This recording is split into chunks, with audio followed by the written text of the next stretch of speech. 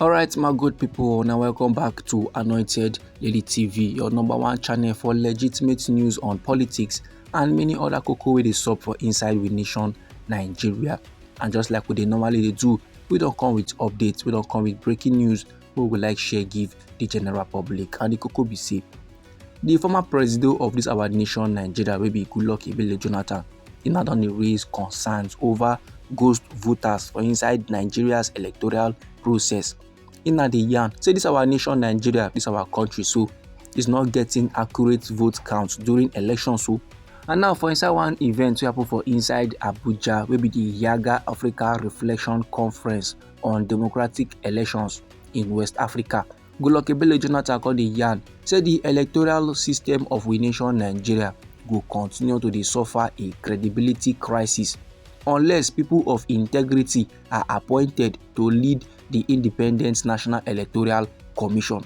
The former president come dey urge electoral officials dem say make dem resign rather than to come dey succumb to pressure to manipulate election results dem. Una dey yarn say instead of men to bow to pressure, make dem kuku wash their hand comot for the matter, make dem kuku resign than to say dem come go use pressure, come go do something wey no make sense at all at all. He say on top the electoral processes, on top the election matter, credible people gas come board or less e no go make sense at all because right now political leaders don dey use pressure to dey do the business. Political leaders now don dey use force to get wetin dem want. So therefore, if you dey in the position wey be say political leaders don dey pressure you, don dey make you do things wey you no like at all, it is better you resign, comot body. Normally, my good people, this no be the first time wey Goodluck Jonathan dey yarn about the flaws of our nation Nigeria's electoral system, and with the way things dey waka, e no go be the last time. This time around, Goodluck Jonathan wey be former president of this our green white green country, in the yarn now say until only real human beings na dey cast their votes and those their votes come to true count, until then the electoral process of this our nation Nigeria go remain compromised. He say currently for inside this our green white green country wey be Nigeria, so men no go fit get an accurate count of votes because in dey believe 100% say ghost voters too plenty for inside we nation. And if men no work on the system of electing leaders for inside we nation Nigeria to the level wey be say voters card go true dey work and countrymen their votes go true dey count, what is the importance of the democracy, or wetin be the meaning of the democracy wey dey preach about? The former president Goodluck Jonathan constantly proceed further, they go criticize the regionalization of Nigeria's electoral process. Una come dey argue say that those kind levels now dey negatively impact free and fair elections. According to him, religious and ethnic interests don infiltrate the system. E don make elections now more about identity politics than competence. And no be lie, my good people, if you touchlight wetin dey happen, you go see am say most times na the northerners na dey rule, and the northerners na get power.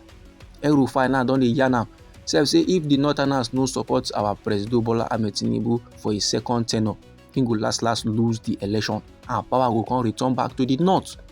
Then the APC chairman come reply say leave that way they talk, the northerners go last support our president Bola Ahmed Tinubu, and until our president don do in second term in office, and that time power go return back to the north. That is to say, these men they don already arrange am say na northerners na just get power, and normally e no make sense at all. Now who did they go give? No be by competence, na by region. And this, my good people, now the exact thing wey Goodluck Jonathan they talk about. Religious and ethnic interest don infiltrate the system, and they don't make election more about identity politics than competence. Now, you know they about wetin the person fit do for we nation, wetin the person fit do for country people. It's about who the person be.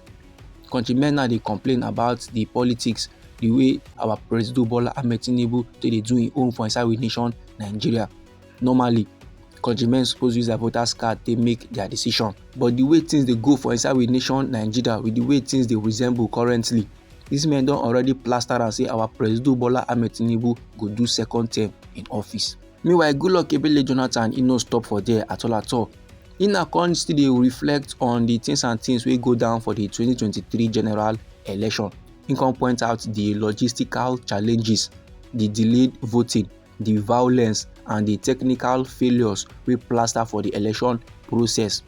And despite the introduction of the bimodal voter accreditation system wey be BVAS and the INEC result viewing portal, things still go wrong for the election.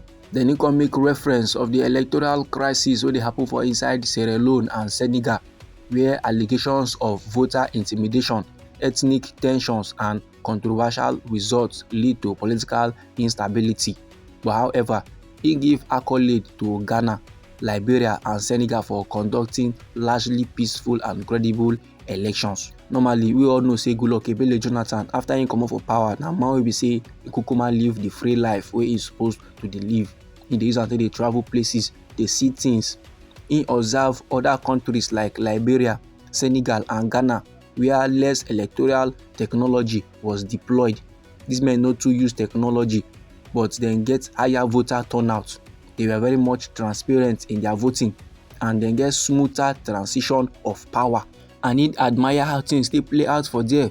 That na why im dey yarn say technology alone no go fit guarantee credible elections without political leaders and we country people doing the right thing. Then Goodluck Jonathan come still address recent coups in West Africa. He come acknowledge the setbacks in democratic governance, but he maintain im yarn say elections dey remain the primary means of transferring power in the region. According to how the talk take come aside from im mouth, he say although some nations now don regress to military rule, West Africa has largely transitioned from the dark days of pervasive military rule to a region where elections are the primary means of transferring power.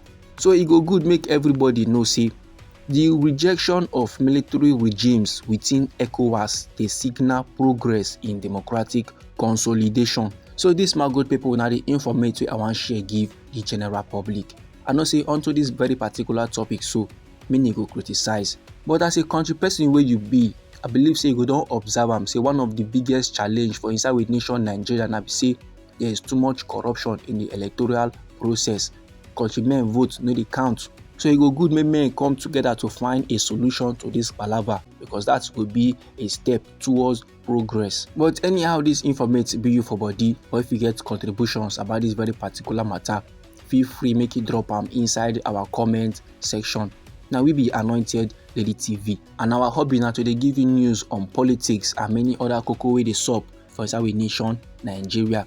So if you like this update and you would like to receive more, try make you subscribe to this channel and try make you put on the notification bell, so that as we dey bring more news dey come, na you go first receive the update and go even get am. Me dey come your screen with another legit news for you my good people.